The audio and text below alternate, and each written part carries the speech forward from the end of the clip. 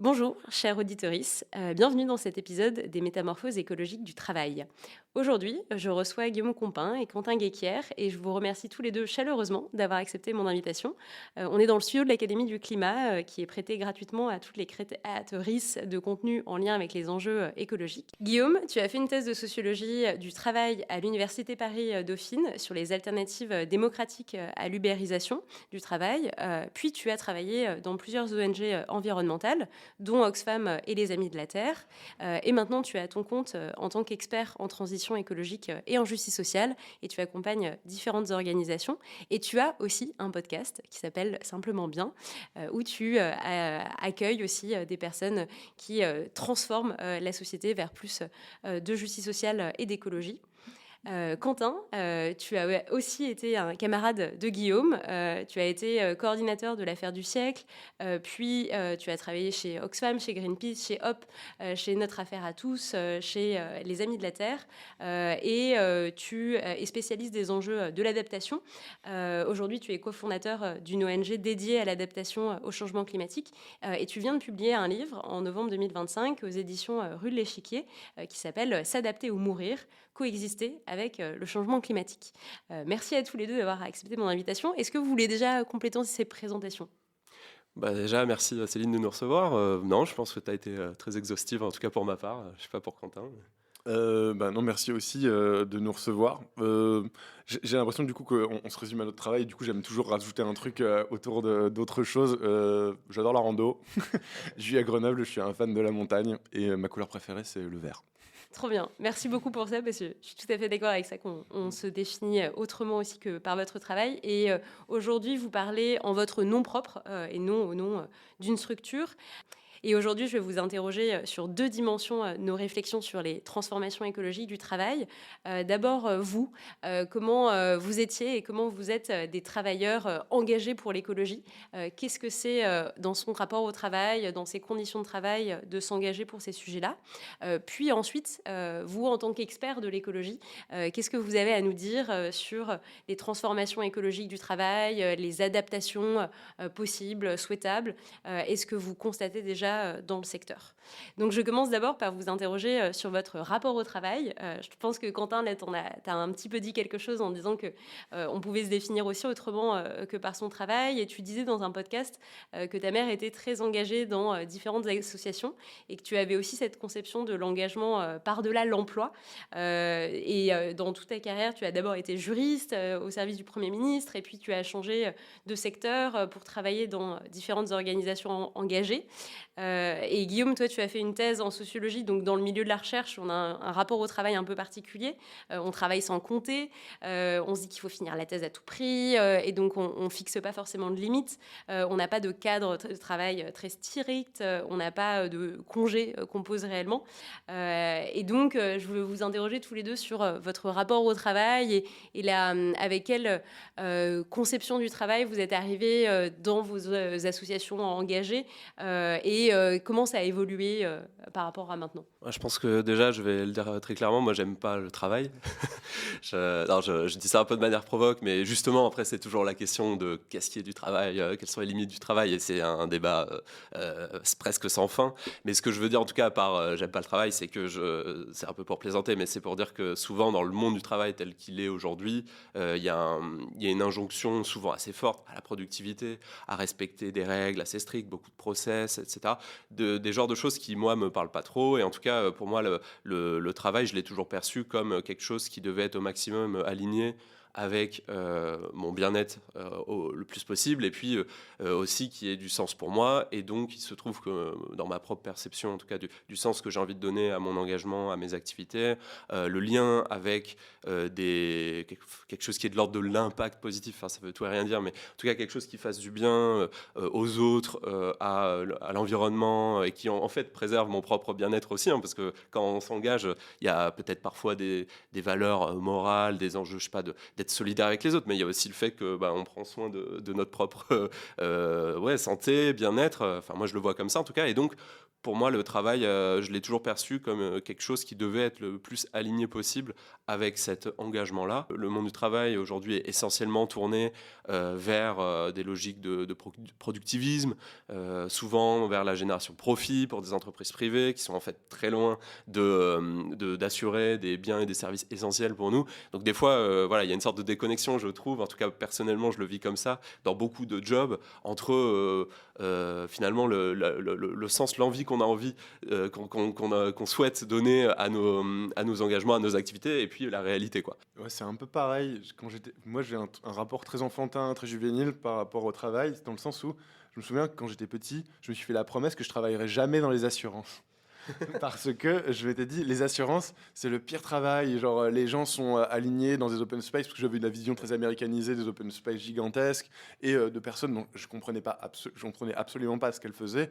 Et le secteur des assurances en faisait partie. Je comprenais pas c'était quoi le système assurantiel et compagnie. Et du coup, j'avais un lien assez fort de j'ai envie que mon travail, je pense, me rende vivant, serve à quelque chose déjà très petit, quoi. Effectivement, tu l'as dit, ma mère a toujours été très engagée dans les associations. Donc, du coup, pour moi, ça a été très logique. Et je pensais, du coup, à l'époque, que c'était le cas pour tout le monde, quoi, que tout le monde avait une activité associative très forte qui animait une énorme partie de sa vie. Et du coup, j'avais plus de mal à identifier le travail comme quelque chose de très présent dans la vie des personnes.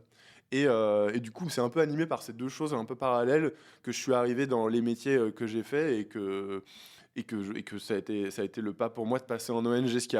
L'élément déclencheur, c'est le Covid, dans le sens où j'étais juriste pour des grosses institutions nationales à l'époque, le cabinet du Premier ministre, puis le ministère de la Justice. Et le Covid frappant, je me suis mis à suivre des MOOC sur les stratégies énergie-climat, etc. Et je me suis rendu compte de l'ampleur du problème, que en fait, nos émissions de gaz à effet de serre, elles n'allaient pas partir comme ça, qu'on condamnait non pas nos petits-enfants ou nos petits-enfants, mais que ça allait affecter des générations, des dizaines de générations dans les prochaines centaines d'années. Et que pour conséquent, je ne pouvais pas rester les bras croisés à décider si je voulais devenir magistrat, avocat, politique. Et du coup, c'est un choix ultra personnel que j'ai fait de me dire en fait, il faut que toute ma vie soit consacré à ce défi, quoi. Et du coup, à ce moment-là, j'ai embrassé une vision beaucoup plus holistique de il faut que mon travail ait un sens et serve une cause plus grande que moi.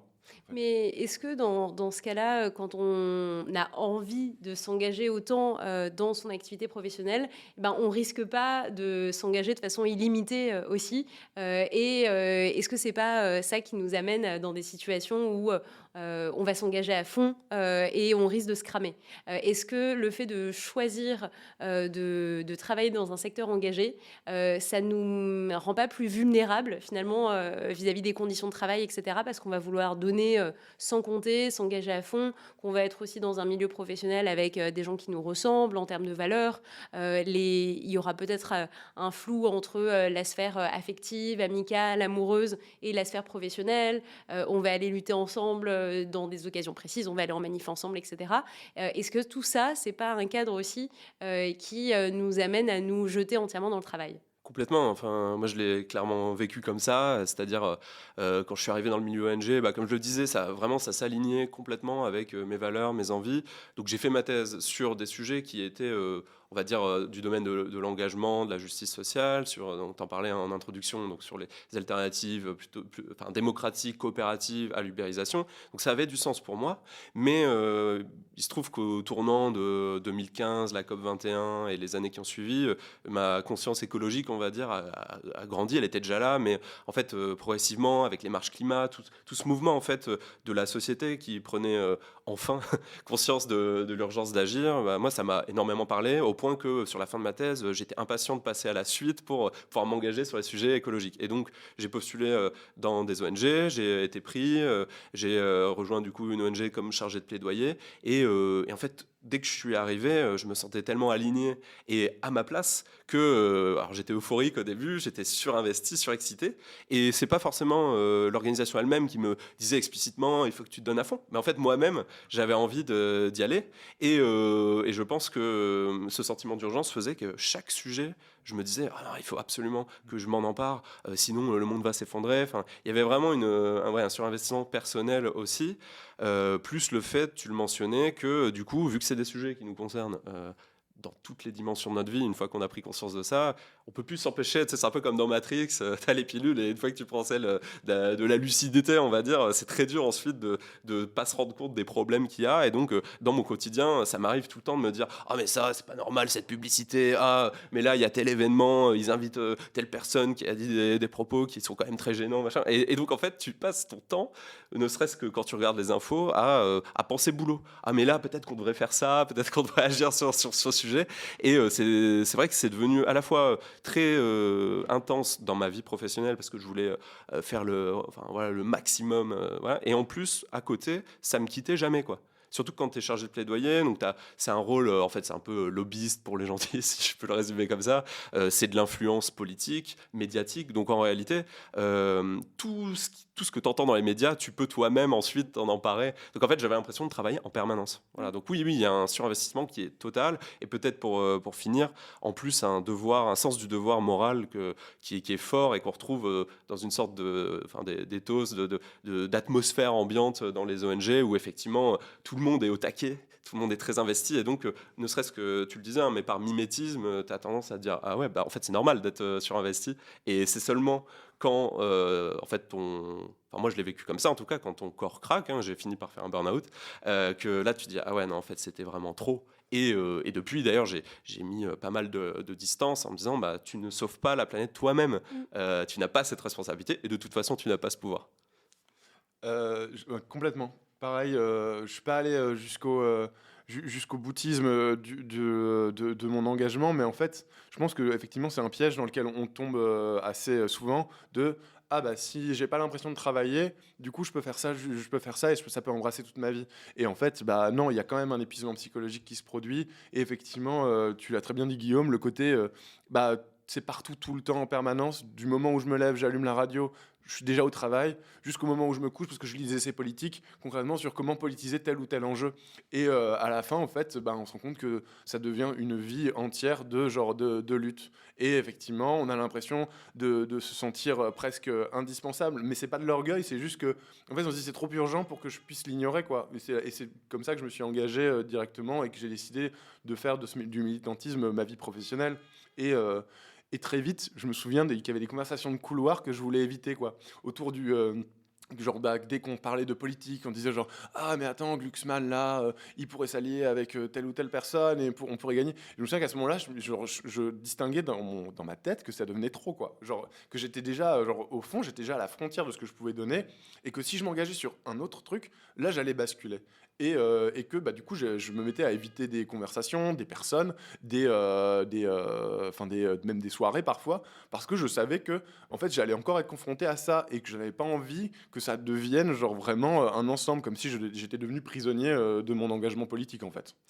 Oui, merci à tous les deux pour ces témoignages qui sont vraiment très frappants. Est-ce que vous avez vu que ces conditions de travail, elles sont discutées, enfin que ce surengagement, il est collectivement discuté avec vos autres camarades, collègues et toi, par exemple, Guillaume, comment ça s'est passé suite à ton burn-out en fait est-ce que tu en as parlé avec d'autres collègues? Est-ce qu'il y a eu un peu un suivi de ça? Est-ce que les ONG se posent la question de leurs conditions de travail, de l'épuisement des équipes, du turnover, des burn-out, etc. Est-ce qu'elles essayent d'y remédier ou bien finalement c'est un phénomène qui leur échappe?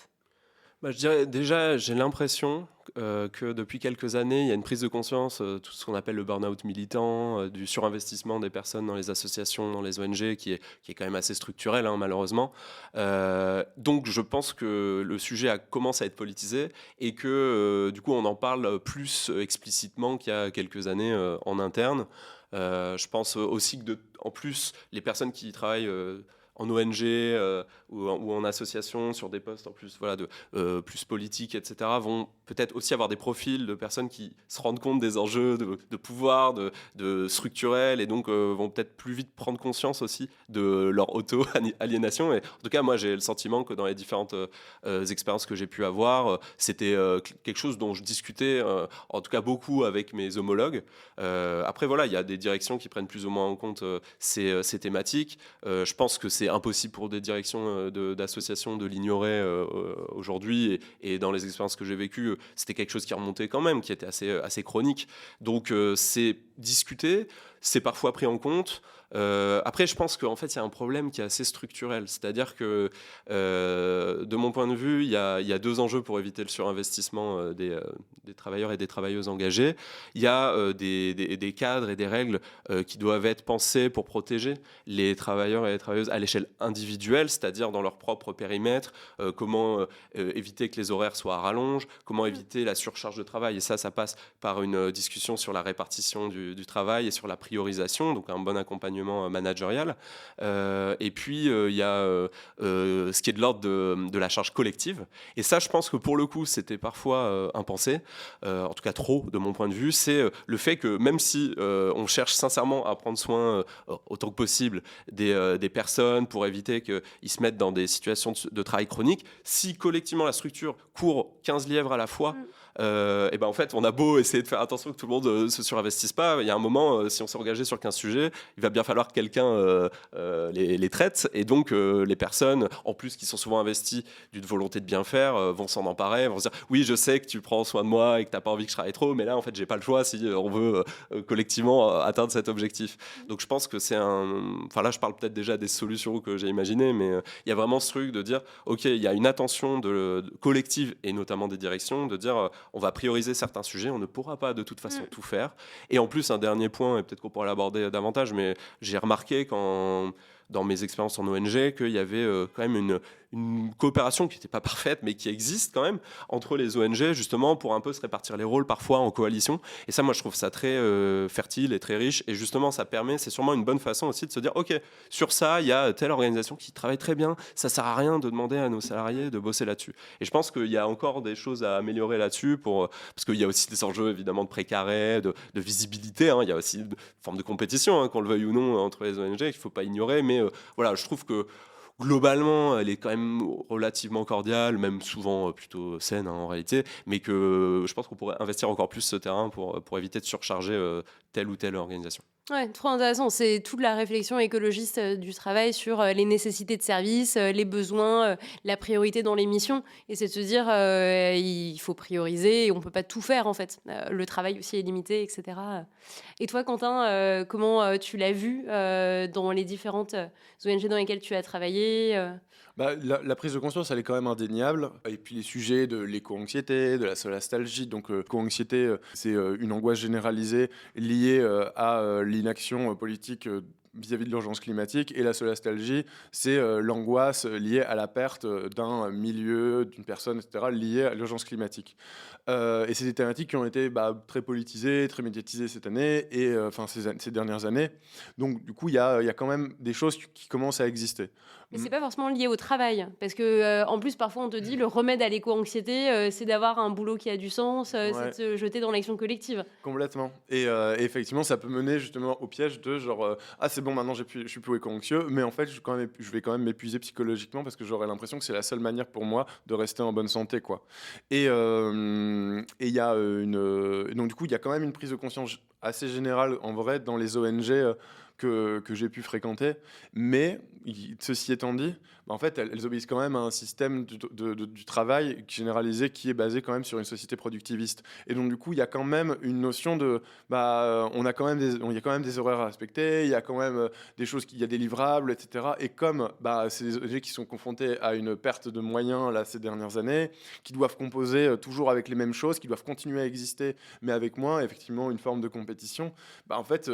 à la fin, la masse salariale, puisque du coup c'est quand même un langage qui est employé dans ce monde-là de manière très traditionnelle, peut être justement ce moyen de flexibilité, quoi, concrètement. Il y a aussi un deuxième facteur, qui est les faibles études et recherches qui existent autour de la santé mentale des travailleurs et travailleuses confrontés à la transition écologique de manière générale.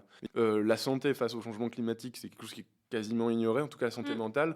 Et je pense que ça se répercute directement, nous, dans nos missions, parce qu'on est à la fois confronté au problème on voit bien que le climat change autour de nous, donc comme toutes et tous, et en plus, on saurait être celles et ceux qui agissent dessus. Et donc, du coup, j'ai l'impression qu'on est toujours un peu pris en étau de bah, il y a des blagues souvent, genre, qui sont revenues de genre, bah alors Quentin, changement climatique, c'est pas fini? Parce que effectivement, je bosse dans la transition écologique. Et au bout d'un moment, ces blagues me faisaient plus du tout rire. En mode genre, bah, en fait, genre, arrête de me rappeler à cette angoisse générale que genre, j'ai une mission et que genre, pour l'instant, ça ne fonctionne pas. Ouais, ouais. Quelle satisfaction ces travailleurs-là peuvent avoir en ayant l'impression d'avoir accompli leur journée de boulot ou d'avoir accompli leur mission. C'est vrai que quand tu travailles pour ces enjeux-là qui te dépassent complètement, tu peux avoir l'impression que c'est la tâche de Sisyphe. Tu vas jamais réussir à finir tes tâches, finalement. C'est difficile de dissocier tes tâches, tes missions au quotidien de la grande cause pour laquelle tu luttes. Et en fait, on espère que nos petites tâches du quotidien vont servir, mais en fait, on peut être démoralisé d'avoir l'impression que ça ne sert à rien, en fait. Et quels conseils vous donneriez aux personnes qui travaillent dans ces milieux-là ou qui ont envie de travailler là-dedans malgré tout parce que ça leur fait plus plaisir que d'autres secteurs d'activité? Quels conseils vous donneriez soit à des gens qui sont en poste depuis longtemps, soit qui ont envie d'aller vers ces milieux-là? Ouais, déjà que même si c'est difficile, moi, c'est des jobs que j'ai beaucoup aimé faire. Justement parce que on se sent, enfin, quand on a une conscience de ces sujets-là qui est forte, c'est quand même très agréable et de se sentir à sa place, d'avoir l'impression de se battre pour ces causes-là. Donc déjà, pas se censurer sur l'envie de rejoindre ces organisations. Après, je pense que justement, il faut avoir conscience, et c'est dur face à l'urgence, mais de l'impact limité qu'on aura quoi qu'il en soit et peu importe ce qu'on peut espérer. Et comme je disais, moi je suis d'accord avec Quentin, c'est pas forcément une forme d'ego de se dire il faut absolument que je sauve la planète, c'est plutôt lié à l'angoisse, je pense, chez beaucoup de personnes, de se dire merde, en fait l'urgence est tellement énorme, les risques sont tellement énormes que il faut que je fasse le maximum, et pas juste parce que j'ai envie d'être quelqu'un de bien, mais parce que j'ai envie de sauver ma peau. Enfin, même les personnes qui se pensent à l'abri de toute façon ne le seront pas complètement, donc c'est normal de se sentir investi d'une mission. Pour autant, il faut avoir conscience quand même que en travaillant dans telle ou telle organisation, peu importe le poste, etc., on n'est qu'une pièce de l'échiquier. Malheureusement, en plus, il faut le dire, face à des vents contraires qui sont quand même très forts, très peu de, Quentin en parlait, mais très peu de financement pour les organisations engagées, et c'est extrêmement frustrant. Donc voilà, il faut avoir conscience des limites et se dire que il faudra accepter, et c'est dur, mais voilà, qu'on aura pas forcément toutes les marges de manœuvre qu'on aurait espéré, mais pour autant, on a quand même l'impression de faire partie d'un tout.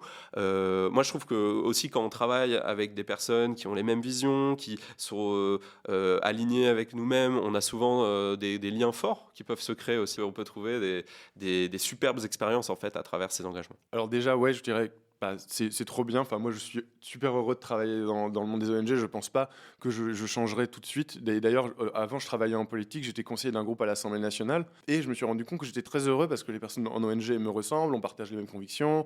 Bah, j'ai rencontré Guillaume, avec qui maintenant on est amis. Et du coup, je me retrouve vraiment parfaitement aligné et super heureux là-dedans. Et du coup, ça, il faut vraiment pas le négliger. Maintenant, je dirais qu'effectivement, on a un impact limité et il faut l'accepter. Et je dirais, mais que des fois, on a un impact qui n'est pas visible et qu'on ne pourra pas vraiment savoir.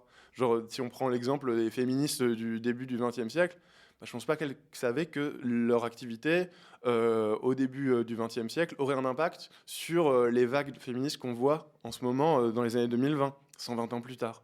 Bah, je me dis, c'est peut-être pareil, ce qui se passe aujourd'hui a certainement un impact pour les générations futures, les violences vécues à Sainte-Soline et toutes les manifestations militantes, etc. Au lendemain, on s'est dit, genre, ça y est, on a dérivé dans un État autoritaire, c'est fini, ils défendent une bassine qui est même pas à l'État pour les intérêts de l'agro-industrie, mais genre, où est-ce qu'on va? Mais en fait, si on regarde bien, bah, genre 6 mois plus tard, il y avait déjà une décision de justice qui suspendait cette bassine. Et ensuite, bah, il y a les vidéos, les révélations qui montrent les violences qui ont eu lieu ce jour-là, genre 2 ans plus tard. Et je me dis, bah oui, il faut accepter le fait qu'on ne voit pas les impacts que l'on fait. Et si par contre ça ne vous voit pas, si vous avez envie de voir concrètement ce que ça change dans la vie de quelqu'un, bah alors effectivement, le plaidoyer, le monde des ONG environnementales, genre traditionnel, et pas forcément, genre en tout cas dans la dimension salariée, lobbyiste, là j'en parle, et pas forcément la meilleure solution. Mais qu'il y a plein d'autres collectifs qui peuvent le permettre. Et vous avez beaucoup dit que dans ces milieux-là, on se ressemblait, qu'on avait la même vision, les mêmes valeurs, etc. Moi, j'aimerais un peu savoir si vous avez quand même vu des divergences de conception de la transition écologique, de ce que serait une société écologique souhaitable, qu'il y a vraiment une unanimité dans le projet politique, ou bien il y a un peu des divergences dont on se rend compte au fur et à mesure dans certains arbitrages, dans certains propos en réunion, dans certains choix. Est-ce que vous avez vu quand même voilà, des divergences d'opinion sur ce que devrait être une société écologique, sur certaines valeurs, etc. Ou bien tout le monde est vraiment d'accord? Est-ce qu'il y a un peu des divergences, potentiellement des conflits entre certaines représentations de l'écologie?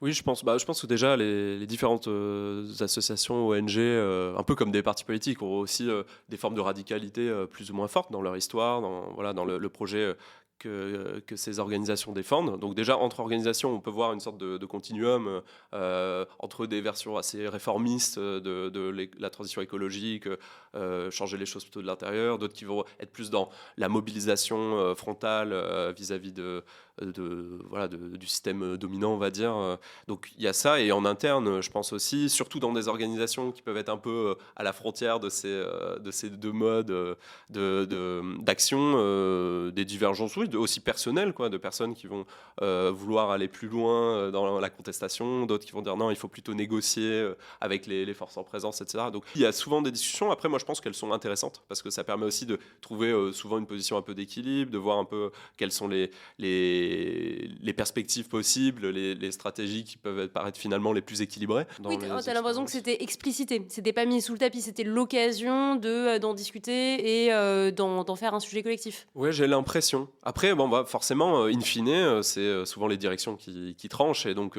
si on n'est pas aligné avec la vision dominante de la direction, ça peut être source de frustration. Dans mes expériences personnelles, moi, c'était pas forcément le cas pour moi, mais je pense qu'il y avait des personnes, des fois, qui étaient frustrées, soit parce qu'elles trouvaient qu'on allait trop loin, soit pas assez loin. Oui, oui, je pense pour autant, en tout cas, moi, je l'ai vu, que là où j'étais, il y avait quand même des discussions assez ouvertes. Les gens se bridaient pas en disant, bon, j'avoue, je pense ça, mais j'ose pas trop le dire. Enfin, c'est mon ressenti, mais peut-être que, je sais pas, peut-être que Quentin, t'as d'autres visions de la chose. Du tout d'accord. Non, il y a. Toutes les organisations se disent généralement politiques mais apartisanes, et donc du coup acceptent effectivement cette discussion en interne. Ensuite, généralement, c'est quand même assez unilatéral, dans le sens où en fait, c'est comme il y a effectivement un prisme d'association avec différents types d'engagements, avec différents types qui du coup se déclinent en type d'action possible ou pas. En fait, en général, c'est un peu là, je suis dans cet asso me permet d'aller jusqu'ici sur le spectre, mais je peux pas vraiment aller plus loin. Ou sinon, du coup, effectivement, pour des logiques en fait de répartition du travail, il y a des délégations de genre nous on va plus traiter cet enjeu et on va agir de telle manière parce que tel enjeu se traite de telle manière, quoi. C'est vraiment influence politique. Si je prends un exemple, c'est quand on décide d'agir par exemple sur résilience du système de santé. En fait, on va décider de s'allier avec tout un tas d'acteurs et d'actrices qui sont pas forcément d'accord sur nous, sur d'autres enjeux, mais qui là le sont. Et donc, du coup, on va décider de travailler avec telle ou telle catégorie de personnes parce que ça nous offre des alliés de circonstances. Et donc, du coup, qui vont peut-être pas être acceptables pour une autre asso. Mais qui, en même temps, ils obtiennent une victoire politique, c'est bien pour tout le monde quand même.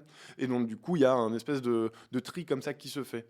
Après, en interne, en ONG, moi, en tant que salarié, oui, en fait, il y a toujours, les personnes avec qui on travaille sont généralement assez engagées déjà politiquement, et donc du coup il y a des discussions. Par contre, il n'y a pas vraiment de cadre sécurisé généralement qui permettent de faire évoluer la pensée intrinsèquement dans ces ONG, dans le sens où il n'y a pas un comité qui se réunit et qui co-participe à la création de ok, qu'est-ce qu'on a envie d'être en tant qu'asso, etc. Ça, c'est généralement décidé par le conseil d'administration finalement, parce que c'est l'instance de gouvernance générale, parce que c'est comme ça que fonctionnent les associations loi 1901, et ou avec la direction opérationnelle, quoi.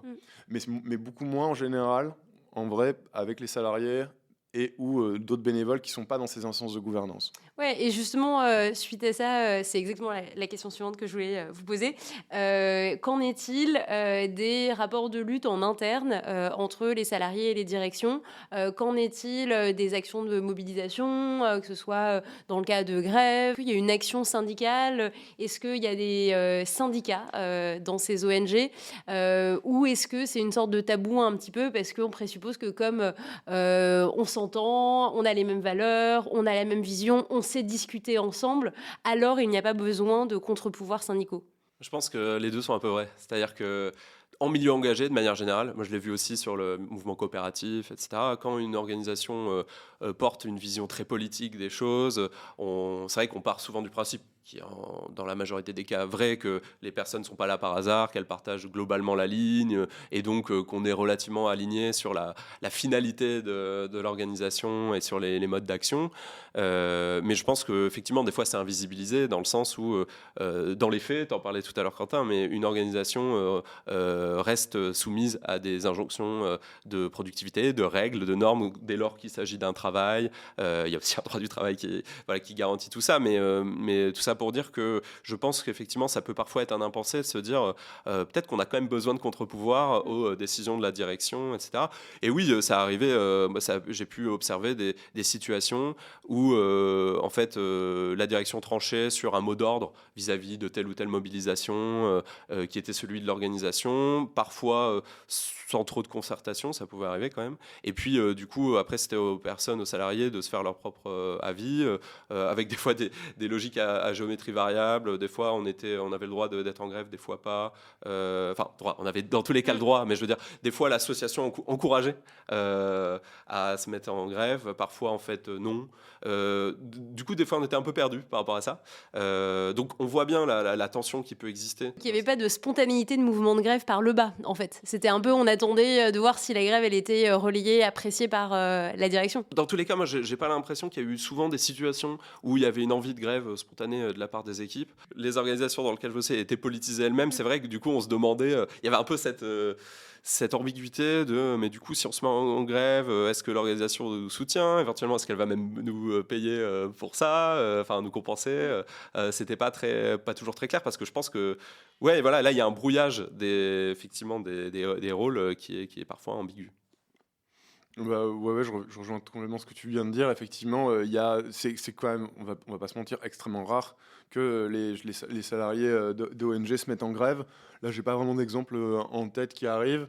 Est-ce que parfois, ouais, il y a eu des situations de conflit genre assez ouverts en interne, et parfois effectivement ça a dépassé un peu, enfin le cadre d'une discussion, pardon, genre saine, dans le cadre genre de la représentation CSE, etc. Et je trouve que dans ces cas-là d'ailleurs, les directions d'ONG sous-estiment un peu l'impact sur l'ensemble des salariés dans ces moments, parce que du coup il y a un sentiment que les salariés ne sont pas écoutés, qu'ils sont du coup des objets que la direction peut manipuler comme ça, ce qui n'est pas le cas, mais qui en fait est la sensation qui est ensuite très percutée. Et ensuite il y a très peu, le dialogue est assez ensuite asymétrique sur les enjeux de tel ou tel moment, que ce soit des conditions salariales, que ce soit des prises de position, ou alors justement participation ou pas à tel ou tel mouvement et compagnie, quoi. Et là, effectivement, je trouve qu'il y a des marges d'amélioration assez nettes à faire sur ces associations, parce que, tu l'as très bien dit, il y a une confusion des genres sur parce qu'on est militant, on n'a pas besoin d'être syndiqué, ou parce que, vu qu'on est militant, c'est bon, on est avec des personnes qui ont toutes les armes, etc. Ce qui n'est pas le cas. Et c'est bien normal. Enfin, genre, en tant que manager, etc., et confronté à des problèmes aussi nets que celui d'une association qui est très proche que celui d'une entreprise, qui consiste à assurer la trésorerie, qu'on puisse toujours payer les salaires, qu'on puisse toujours mener des actions, qu'on puisse avoir l'impact qu'on a envie d'avoir au départ.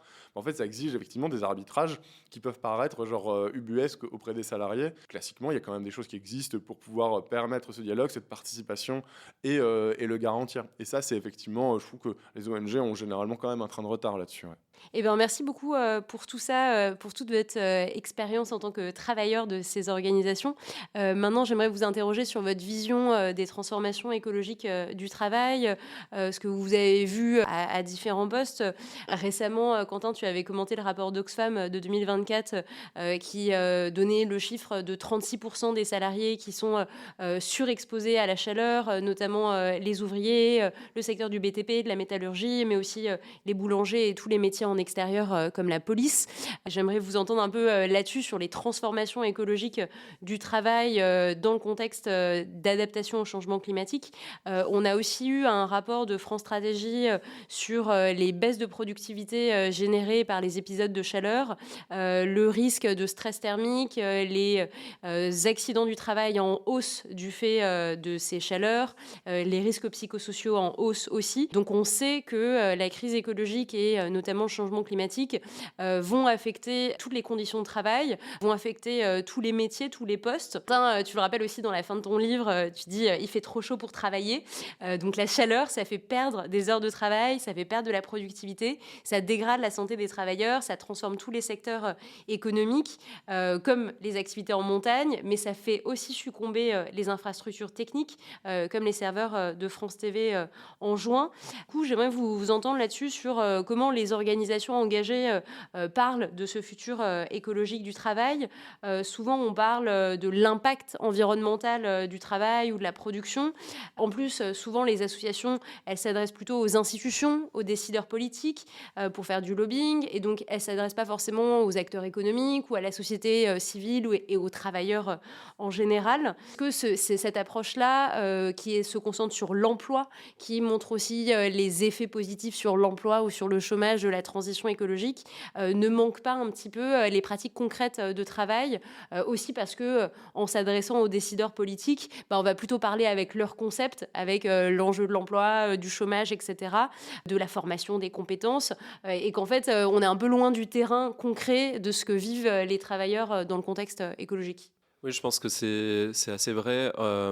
Alors, il y a des organisations écologiques qui commencent de plus en plus, des ONG, etc., à travailler sur ce sujet des transformations concrètes du travail. Typiquement, j'avais collaboré par exemple avec les Amis de la Terre sur un rapport sur les travailleurs et travailleuses de l'industrie pétro-gazière. J'avais fait passer un questionnaire, j'avais eu plus d'une dizaine d'entretiens avec des personnes de cette industrie pour savoir est-ce que c'était possible quand on travaille dans le pétrole, dans le gaz, de reconvertir ses compétences pour, par exemple, des énergies renouvelables, etc. Est-ce que c'était quelque chose qui était souhaité par les salariés? Est-ce qu'il y avait des possibilités de se reconvertir, etc. Voilà, on avait fait ce travail de terrain, un peu de creuser vraiment les aspirations des personnes qui opèrent ces métiers. Et du coup, c'était très intéressant parce que voilà, les personnes, en l'occurrence, nous disaient bah oui, moi, par exemple, qui travaille en tant que prestataire pour des plateformes offshore dans les énergies fossiles, et en réalité, je pourrais très bien décliner ces compétences pour des installations d'éolien offshore, donc d'énergie renouvelable. Mais beaucoup de gens, en l'occurrence, là, je fais un peu un aparté sur ce rapport, mais disaient, par contre, on déplore qu'au niveau de l'entreprise, on parle de major du gaz et du pétrole. Donc, dans tous les cas, on sait que les stratégies actuelles de ces entreprises ne vont pas vers une transition écologique. Mais ce que je veux dire, c'est qu'en plus, ces personnes étaient frustrées parce qu'elles trouvaient qu'elles avaient peu de possibilités de formation en interne, mais aussi du coup de dispositifs de formation au niveau de l'État. C'est peut-être un autre sujet à discuter, mais bref, je sais que les Amis de la Terre d'ailleurs travaillent pas mal avec parfois des syndicats sur des sujets particuliers comme comment reconvertir des raffineries, comment transformer des raffineries en projets durables. Je crois que c'est en Seine-et-Marne qu'il y a un travail de pair avec des syndicats locaux. Le réseau Action Climat travaille pas mal sur ces enjeux d'emploi industrie aussi avec des syndicats, et je pense que justement cette passerelle entre ONG environnementales et syndicats notamment est précieuse, mais elle est encore sous-investie. Il y a des choses qui se font, je pense à l'Alliance écologique et sociale, qui est un regroupement d'ONG environnementales, de syndicats, etc., qui essaient d'aligner un peu leur travail justement pour des mobilisations. Après, c'est souvent des mobilisations ponctuelles, des requêtes, des revendications de part et d'autre qui vont converger. Donc c'est plus une convergence des luttes qu'une réflexion collective sur comment on transforme vraiment structurellement le contenu de l'emploi. Ouais. Et du coup, je pense que oui, il y a encore, pour revenir un peu à ce que je disais en préambule, je pense qu'il y a encore beaucoup à faire pour réfléchir de manière plus opérationnelle à cette reconversion des emplois dans une perspective écologique. De la part des ONG, je pense que ce travail, il gagne à être développé et qu'en effet, il est encore assez sous-investi. Ouais. Je voudrais revenir tout à l'heure sur la question que tu as posée sur comment les ONG justement se sont emparées, est-ce qu'elles ont pris en compte le travail, et rajouter quelque chose. Il y a un phénomène aussi qu'on voit pas mal dans les réseaux sociaux de valorisation de la surproductivité, que ce soit les créateurs de contenu ou les ONG, qui disent ça fait 15 jours qu'on est à la COP, on n'a pas dormi, etc. Qui disent regardez mes cernes, etc. Mais on est là, etc. Je suis fière de travailler 7 jours sur 7. Je l'ai déjà vu il n'y a pas longtemps. Et il y a un côté très qui valorise ce côté jusqu'au boutiste, jusqu'au burn-out, pour une lutte beaucoup plus grande. Et derrière justement ces apparats d'altruisme et de côté un peu genre épuisé, en fait, du coup, vous valorisez cet épuisement et c'est pas quelque chose qui est acceptable et qui a une responsabilité justement de ces personnes qui ont des relations parasociales donc très fortes avec des personnes qui s'identifient à leur lutte, doit être questionné aujourd'hui. Et je pense que du coup, il y a aussi un travail au niveau, parce que le monde des ONG est un monde qui fait partie d'un écosystème plus grand que de celui qui est la transition écologique, qu'il faut réinterroger aussi la manière dont ces médias en parlent. Sur du coup, comment les ONG s'emparent de la thématique travail, bah, effectivement, c'est assez récent parce que l'emploi, on le voit, a toujours été pris, quand il y a eu emploi et transition écologique, ça a tout de suite été, tu l'as dit, pris comme comment on change la manière de travailler pour que ça puisse aller avec la transition écologique, la neutralité carbone, et donc du coup passer d'industrie fossile à énergie non renouvelable, comment on passe d'infrastructures autoroutières, mobilité douce, etc., etc. Et donc du coup comment on fait cette mutation du travail vu comme, genre encore une fois, une masse, une variable d'ajustement flexible, et beaucoup moins du coup comme une fin en soi, qui c'est-à-dire, bah, en fait, le travail est déjà affecté par le changement climatique en soi. Parce qu'il y a des personnes qui meurent au travail à cause du changement climatique. Il y a une anxiété, un stress généralisé à cause justement des vagues de chaleur ou du changement de l'environnement, etc. Tu l'as parlé, la note de France Stratégie en parle très bien. Mais comme on a d'abord identifié l'emploi comme un moyen de parvenir à la transition écologique et pas comme une fin en soi des personnes qui y travaillent, il y a le rapport du coup de Laurence Parisot, qui est l'ancienne patronne du MEDEF, qui l'a publié en 2019 et qui a fallu attendre 2023 pour voir apparaître les premières thématiques autour de travail et autour de la notion de conséquences du changement climatique sur le travail. Bah effectivement, du coup, on a l'impression de toujours être dans un train de retard, quoi. Et qu'on ne sait jamais de quoi on parle quand on parle de travail et changement climatique. Ce qui est problématique parce qu'en fait, si à la fin on veut changer notre économie, c'est pour que les gens puissent continuer à vivre là. Sauf qu'en fait, notre travail, qui est l'endroit où on est censé passer au moins 35 heures, si on est à temps plein, au moins 35 heures de notre semaine, bah, est déjà affecté par le changement climatique. Tu disais 36% des travailleurs et travailleuses. Et ça, c'est quelque chose qui n'est pas encore assez bien pris en compte. Et donc, on a une réflexion tout juste, quoi. Et les évolutions réglementaires arrivent là, au compte-gouttes, en ce moment. Et d'ailleurs, elles ne vont pas du tout assez loin.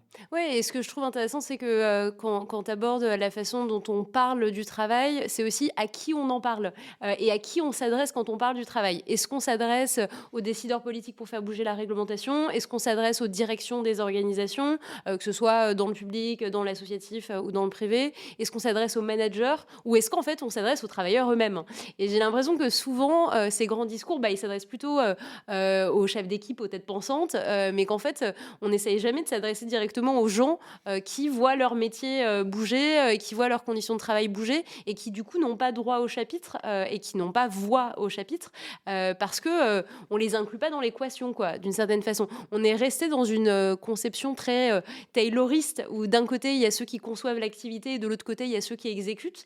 Et dans la conception de la transition écologique des métiers, on reproduit ce schéma un peu tayloriste, en plus parfois avec une position un peu condescendante où on dit qu'il faudrait former les gens du terrain parce qu'ils ne sont pas conscients, pas au courant ou je ne sais quoi. Et en fait, on laisse aucune marge de manœuvre d'auto-organisation, d'auto-discussion sur ce qu'on voit déjà bouger dans nos métiers, dans nos missions, dans nos conditions de travail. Et on a l'impression qu'on reproduit le pire du taylorisme dans un contexte où, au contraire, on aurait besoin de toute la créativité du terrain, de toutes les bonnes idées que n'ont pas les directions parce qu'elles sont trop loin du terrain.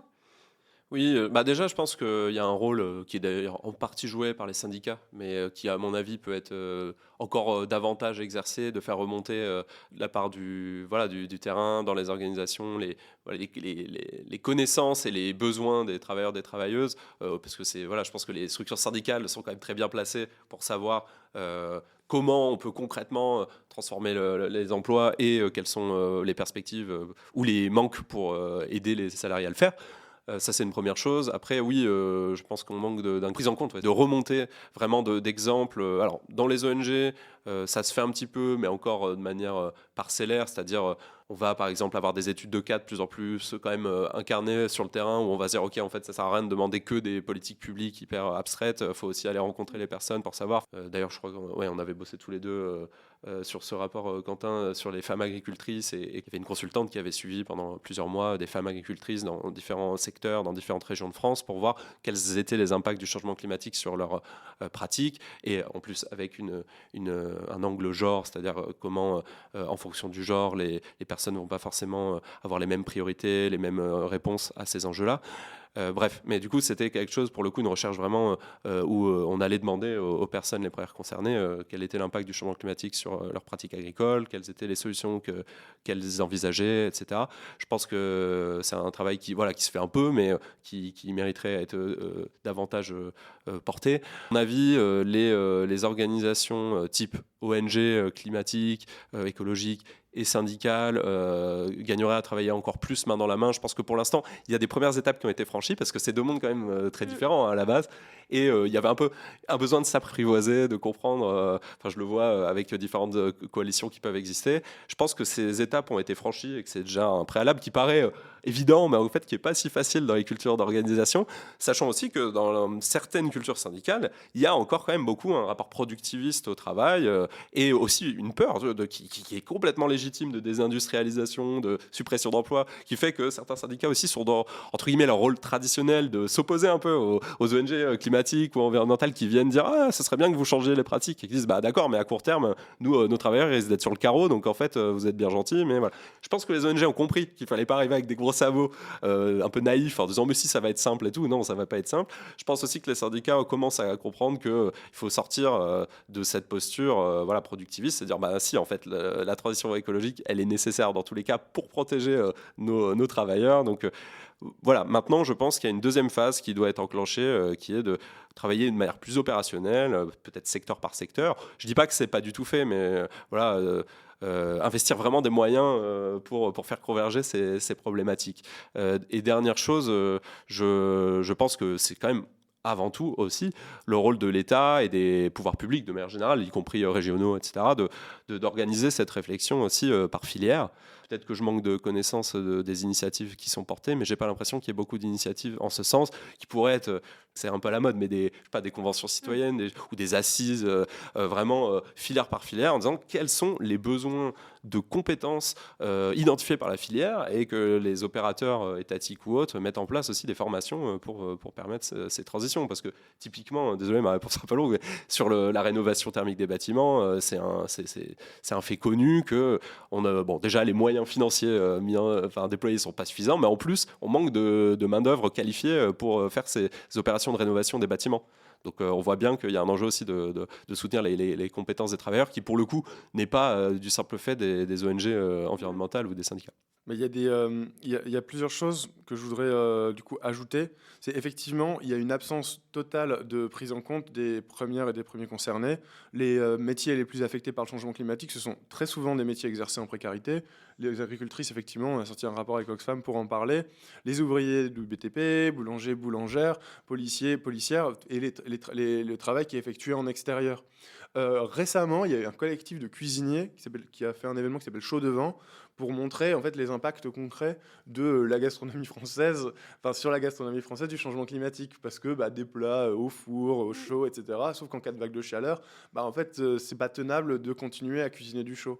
Et du coup, comment on modifie la carte de manière circonstancielle dans ces moments qui sont amenés à se répéter, à être beaucoup plus intenses, etc. Pourquoi là, les cuisiniers ont été entendus ? Parce qu'on parlait de gastronomie française. Et donc, du coup, encore une fois, une notion vachement ancrée dans des classes sociales, autour de classes dominantes, etc., et bourgeoises. La plupart du temps, on s'en fout des conditions de travail dans la cuisine et la restauration, qui est quand même un milieu où le respect des horaires de travail, où les conditions de travail est hyper dur, quoi. Ouais, et donc, la plupart du temps, on s'en fout. Mais là, si ça touche à la gastronomie française, on peut s'y intéresser. Mais il y a quand même des choses qu'on peut faire en lapin. Parce que souvent, ce qu'on reproche au plan d'adaptation, et qui est légitime, c'est genre, on va d'abord faire un rapport de vulnérabilité. Sauf qu'il y a des choses qui sont assez évidentes et on n'a pas besoin de plus de rapports pour mettre en place des mesures. Alors, il fait trop chaud, on arrête de travailler. Il n'y a pas forcément besoin de refaire des études et des enquêtes qualitatives pour le savoir. En revanche, il y a plein d'autres choses qui affectent le quotidien des personnes qui peuvent être changées. Comme, par exemple, si on parle de toutes les personnes qui travaillent en extérieur, il peut y avoir certains moments qui sont liés à d'autres usages, à d'autres pratiques qu'on ne connaît pas parce qu'on ne pratique pas ces activités, qui peuvent être mises en place pour améliorer la vie des gens. Et en fait, ça peut paraître rien comme ça, mais comme c'est des activités qu'on fait tous les jours, du matin au soir, en fait, à la fin, si ça a forcément un impact sur la santé physique ou mentale des personnes. Et ça, effectivement, c'est encore très peu, c'est pas du tout un outil qui est utilisé. Du coup, je suis en train de créer une association qui s'appelle Adapt, qui va essayer de mettre en place justement ces communautés de pratique, réunir justement les syndicats, les travailleurs, travailleuses sur des grandes thématiques, parce que c'est quelque chose qu'on rencontre dans l'adaptation en général. Sur le travail, oui, mais pas seulement, sur le logement, sur la santé, sur les rénovations, etc. Comme on a toujours été pris un peu de court par « il faut absolument réduire nos émissions de gaz à effet de serre à tout prix », du coup, évidemment, on est passé un peu à côté de « oui, mais en fait, on le fait pourquoi ? Pour que la planète puisse être habitable encore pour toutes et tous. » Sauf qu'elle l'est déjà plus pour toute une catégorie de personnes.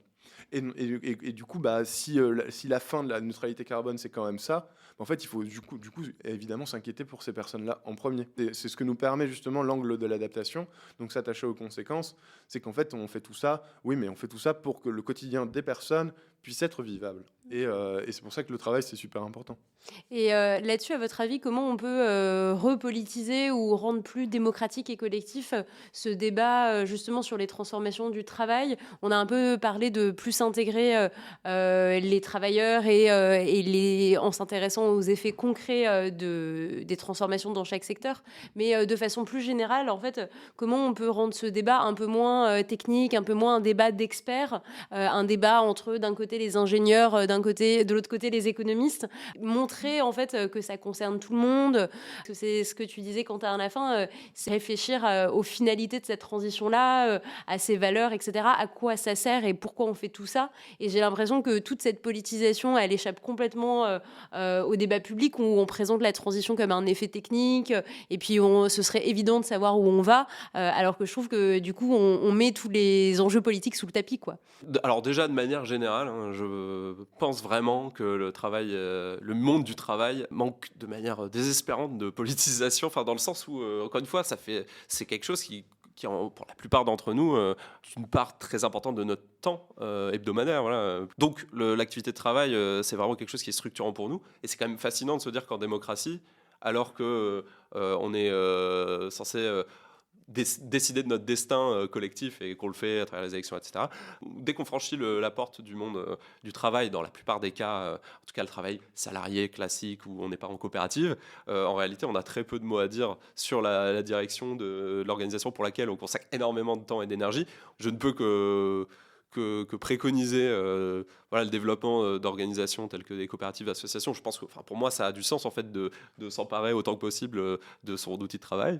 C'est peut-être très marxiste comme vision, mais en fait, je suis convaincu que c'est cohérent même. Je veux dire, quand on a envie de travailler pour quelque chose, c'est mieux quand on a vraiment un pouvoir de décision sur ce qu'on fait. Après, je ne veux pas non plus ignorer le fait que pour beaucoup de gens, de toute façon, ce n'est pas un luxe de pouvoir choisir dans quel genre d'organisation, pour quelle cause on travaille. C'est d'abord avoir un revenu. Et malheureusement, c'est un peu la situation dans laquelle on est aujourd'hui. Donc, c'est un sujet bien plus méta. Et je vais pas... Quentin, à la fin de son livre, il propose un revenu universel. Donc, on pourrait se dire, justement, on se défait de cette contrainte-là. Complètement. Non, mais voilà, après, si on extrapole, si on va vraiment loin dans la réflexion, je pense que des formes de protection sociale, type revenu de base, en tout cas qui permettent de sécuriser les parcours pour avoir un poids bien moindre de l'enjeu de trouver absolument un emploi, peu importe lequel, etc. En fait, il est fondamental. Pour moi, il faut vraiment renverser cette logique qui veut que, en fait, on questionne plus tant que ça le contenu de l'emploi, parce que l'emploi, ça sert surtout à avoir un revenu et ensuite vivre sa vie. Moi, je trouve ça terrible en fait qu'on soit dans cette société. Donc plus d'organisation démocratique, un temps de travail moindre. Je pense que vraiment, en plus, le fait d'avoir des activités productives qui prennent beaucoup de temps, je pense que nous conduisent nécessairement à produire plus et malheureusement, en l'état des choses, du coup, à dégrader davantage la planète.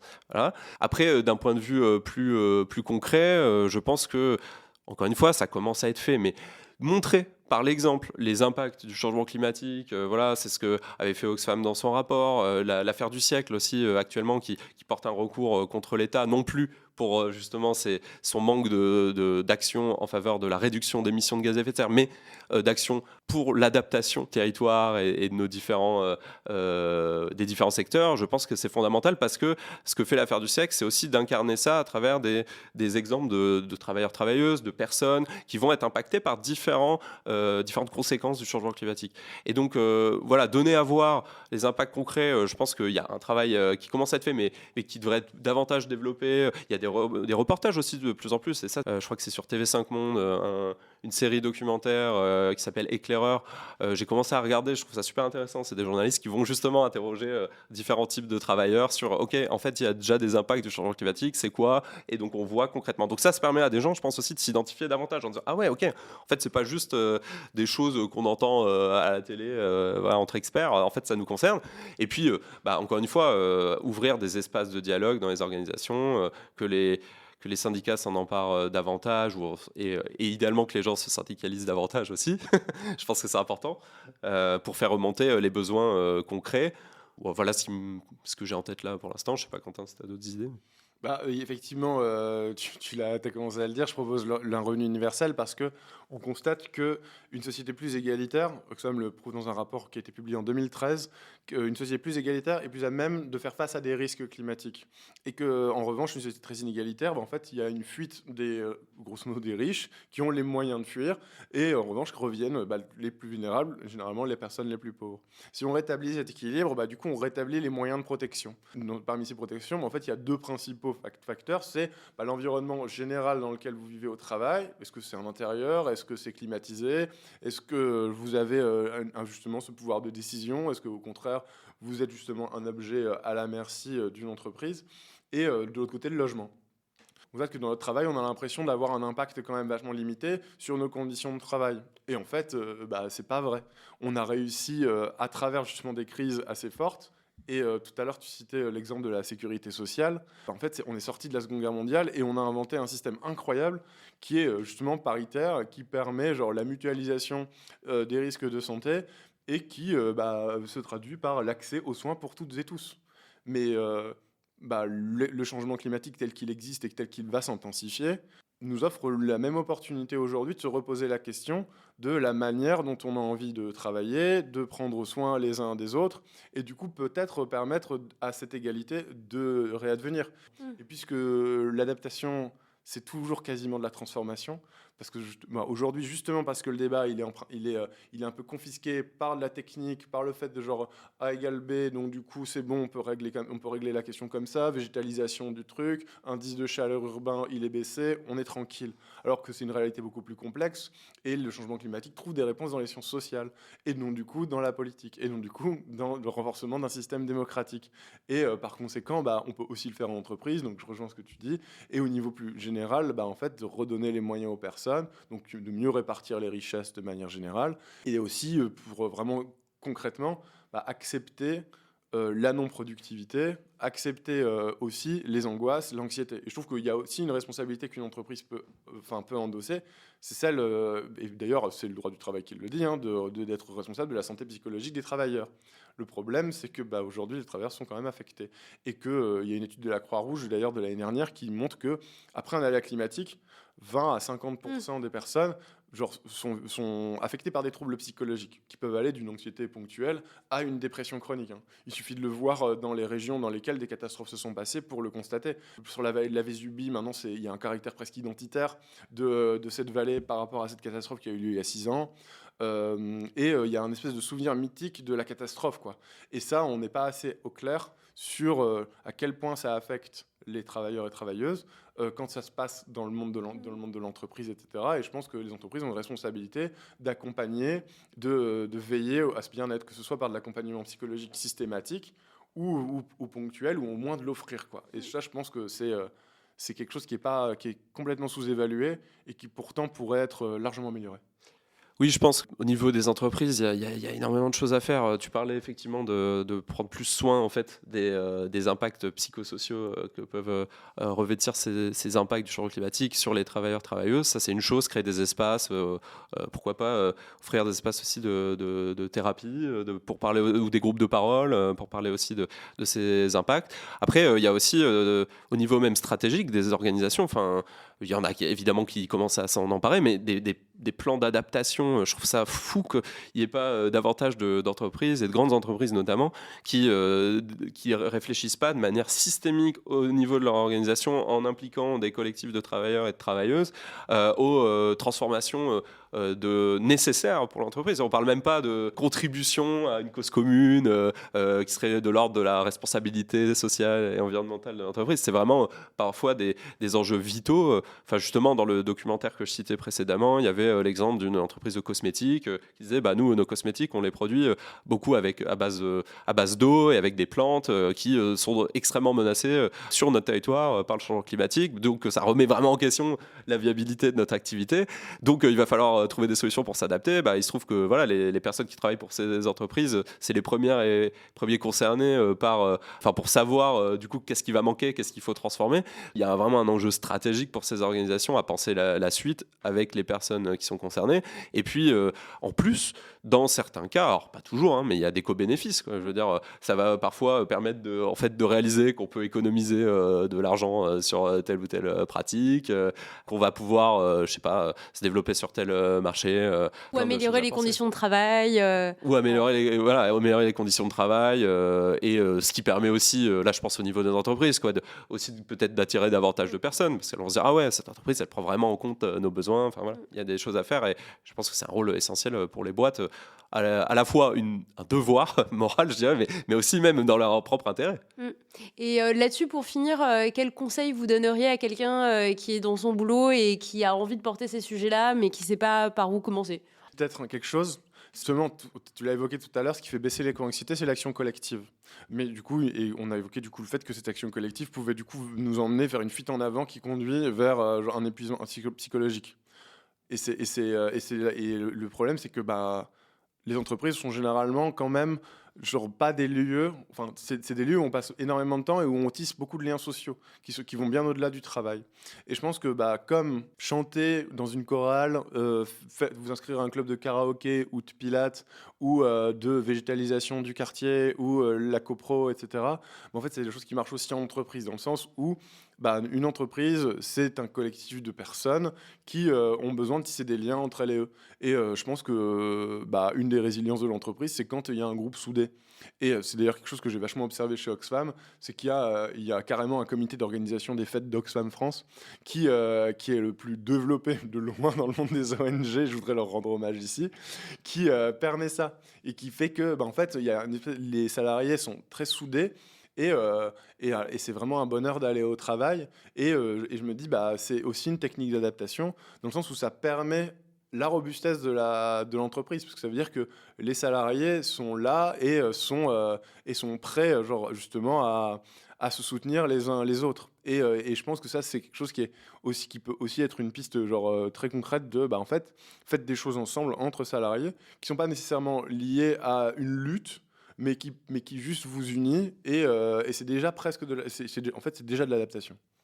Je confirme, c'est vrai qu'à Oxfam, c'était vraiment précieux et c'est un peu ce qu'on dit souvent autour de la joie militante, et je pense que c'est important de conserver du plaisir et de la joie collective, y compris quand on s'intéresse à des sujets qui sont durs.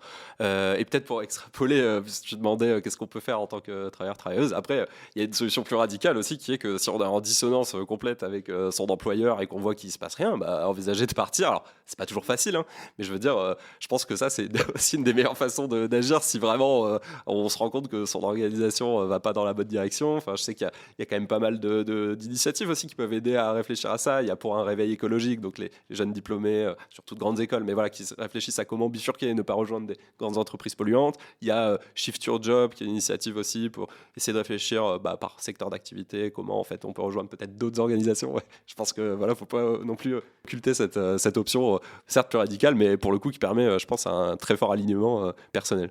Eh ben super, on retiendra ça, la joie collective là où on est, et sinon on claque la porte avec joie et fracas aussi. Eh ben merci beaucoup à tous les deux pour cet épisode. J'étais ravie de faire ce bout de chemin, cette discussion avec vous. Merci encore. Un plaisir partagé, Céline, merci. Merci beaucoup.